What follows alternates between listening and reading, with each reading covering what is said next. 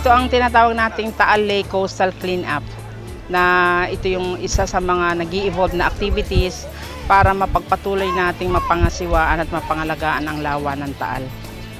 Nagsimula ito kasi sa isang text from Attorney Ipat Luna na nagbigay ang ating mahal na representanteng si Angelo Palmones ng Agham party list ng 100,000 as initial fund for that coastal cleanup.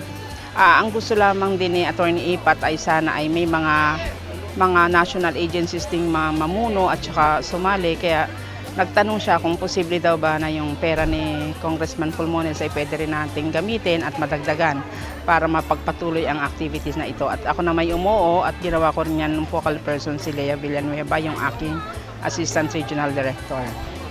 Ito ay isang pagresponde doon sa water quality monitoring na ginagawa ng BIFAR na napag-alamang napakataas na ng H2S or hydrogen sulfide sa ating lawa.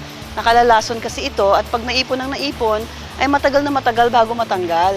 Kaya sabi natin, kailangan kilusan kaagad kasi pag pinabayaan, para na rin nating ayaw alagaan ng lawa.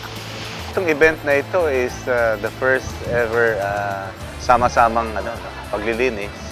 Because alam naman natin that there are so many efforts na for each of the agency na nandito. There are efforts made by the DENR as far as yung lake cleanup, which is with the task force Taal Lake. Meron din ng BIFAR, meron din itong ating mga aquaculture industry, meron din itong ating people's organization. And this is the first time that we tried to make this as a parang sama-sama, a lake-wide cleanup that all stakeholders will participate. So, maximum participation, ika nga. Napakaganda rin po ng event na ito dahil nakita po natin ang convergence ng iba't ibang ahensya ng gobyerno, private sectors, non-government organizations, at mga stakeholders po. Kami po sa Sante ay naniniwala sa layunin ng event na ito, kaya kami po ay nakiisa at nag-participate sa paglilinis sa lawa ng Taal. Actually, ito yung tuloy-tuloy na programa natin para mapalinis ang ating lawa ng Taal. In fact, ang naging trigger naman dito ay yung writ of kalikasan na final ng ating Agham party list sa Supreme Court, at katunayan nga ay nagkaroon na ng decision ng Court of Appeals na kung saan ay inapurbahan yung Memorandum of Agreement ng DENR at saka nag-Agham party list para tuloy-tuloy na mapaganda ang lawa ng Taal. Ang writ of kalikasan, based on my research, is a sort of it's a rules of procedure na nilabas ng Supreme Court para mag-adjudicate ng mga environmental cases. And one of the parang window for the people para ma-air yung kanilang gustong mangyari is to make a petition, like a writ of kalikasan. It's a sort of petition for a certain entity who's responsible for the cleanup of a particular environment, aspect or sector of environment. In this particular case, this is the first time na magkaroon ng writ of kalikasan in a lake and in a protected area at the same time. And yung petition, the writ of kalikasan, they petition us to explain ano ba yung mga ginagawa ninyo, why is it nagiging masama yung kalidad ng tubig. And in our response, buti na lang, we're able to present to the Court of Appeals that we are doing something. In fact, 2008 pa yung writ of kalikasan, just February 2012. We have statistics and data to show that marami na kaming effort na ginagawa. True, kulang, but we also presented yung budget being given by the government. Very minimal. So, if we're going to compare yung budget na binibigyan ng government at saka yung accomplishment namin, nagja-jive. More than pa because sumusuporta yung local government units sa amin, di ba? Yung BIFAR. There are other agencies na nagpa-participate in the cleanup. So, nakita yun ng court and nakita rin ni Congressman yun. That's why, nag-ano siya sa amin to make an agreement. O sige, let it accept basta tuloy-tuloy nyo lang gagawin yung mandato nyo. And he helped us also to have a budget. Ngayon, sinimulan natin, kick off ito ng ating coastal cleanup dito sa Lake Lawa ng Taal. Isa itong activity na gagawin natin na year-round na ito. Hindi lamang for the month of August, kundi ito gagawin natin talagang tuloy-tuloy na para sa pangangalaga natin sa lawa ng Taal. Dapat kasi like dun sa tinatawag nating International Coastal Cleanup, which is also coincides during September 18 every year, dapat siguro magkaroon na rin tayo ng Lake Coastal Cleanup na hindi lamang sa mga oceans.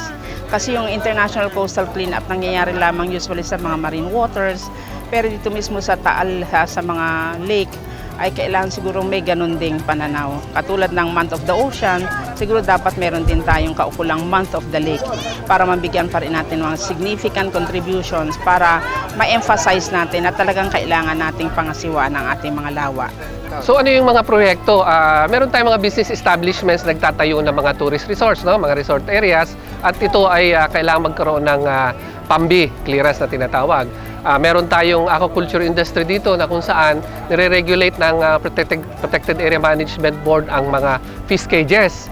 Alam niyo nung 2008 ay nagsimula yung ating pagdidismantle ng mga fish cage operations na walang permiso sa PAMBI, at from 13,000 na fish cages, nandito na tayo sa 6,000 na kung saan yan tinatawag nating carrying capacity.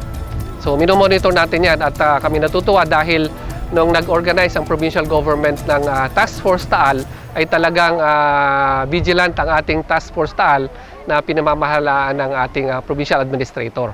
Tuloy-tuloy ang pagdidismantle ng mga illegal fish cage operations. Kagaya rin nung coastal cleanup, meron tayong data card, nakalagay doon lahat ng mga maaring mapulot, no? Kung ito ba ay galing sa kusina, kung ito ba ay balat ng pagkain, kung ito ba ay halimbawa ay mula sa gamot o syringes, yung hiringgilya, lahat ng maaari mong makita halos ay nakalagay doon. Bibilangin natin yun ngayon para matukoy natin saan ba nanggagaling.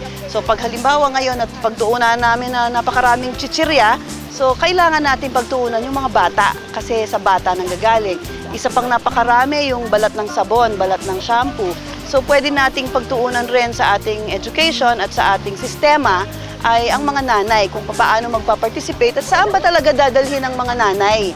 No? Pero lagi namin ine-emphasize na sa lahat ng ito, ang pinakapunto natin ay reduction. Nakakalungkot na ang halos 70 hanggang 90% yata ng tao gumagamit na ng sachet kasi nga ang sachet ay mas mura na kaysa sa dun sa malaki. Dati akala natin mas mura yung malaki, yung pala mas mura na ngayon yung shampoo sa sachet. So ang daming gumagamit pero wala namang paraan kasi naka-sandwich yung wrapper na yun eh. Hindi mo mare-recycle talaga. So kailangan natin ng paraan para ang mga nanay mag-ipon itong mga sachet na ito at isurrender sa siguro pabrika o dun sa siguro sa mga contest para hindi na siya mauwi sa lawa. Example, kung maraming plastic, probably we could persuade the local government, who is also a member of the PAMBI, to somehow lessen the use of plastic, like that. Well, initially, kanina nga nag-uusap kami ng mga officials with our boss, regional director. Nakita namin na one immediate solution para mabawasan itong solid waste is that we put up a trash trap initially. No? Hindi naman magastos yun eh. Para mahuhuli na natin yung basura from the river pa lang, di ba? Kasi pag napunta na ng lawa, mahirap mo na hulihin eh. Ngayon like yung nangyari, di ba? Ang laki kasi ng lawa. And if we will start collecting them from the river, from the source, medyo mababawasan yung volume ng basura. Yung mga like that, ano? Kasi nga, yung mga efforts before, malinis lang tayo, hindi man natin tinitingnan ilan bang volume ng non-biodegradable, di ba? Sa data card, yung non-biodegradable, hinati-hati pa natin yan. May mga plastic, bottles, metal. So, napakaganda. I hope tama yung sinabi ni Congressman, ma-institutionalize na sana itong ganitong activity. Meron din tayong information education campaign na ginagawa para convergence naman kasi ito eh. The provincial government, the local government, the barangays, even the national agencies, sama-sama yan para sa pangangasiwa at pangangalaga nitong Taal Lake.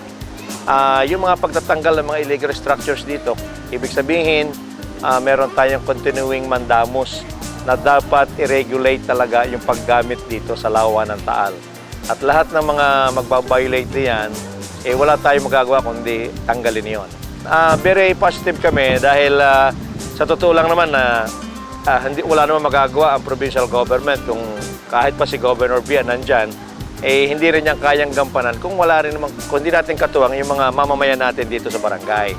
So, ang kailangan talaga dito, may paliwanag lamang ng tama, ano ang dahilan, bakit kailangan nating alagaan itong Lawa ng Taal, ano ba ito? Ito ba'y pag-aari lamang ng isang Batanggenyo? Hindi, pag-aari ito ng lahat.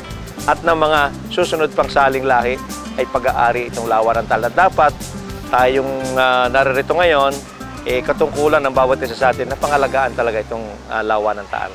Siguro hindi na kailangan magkaroon pa ng mga natural phenomenon, mga hindi natural na phenomenon para lamang magkaroon tayo ng pagkamulat na kailangan lahat ng binigay ng Diyos sa atin ay ating pangalagaan.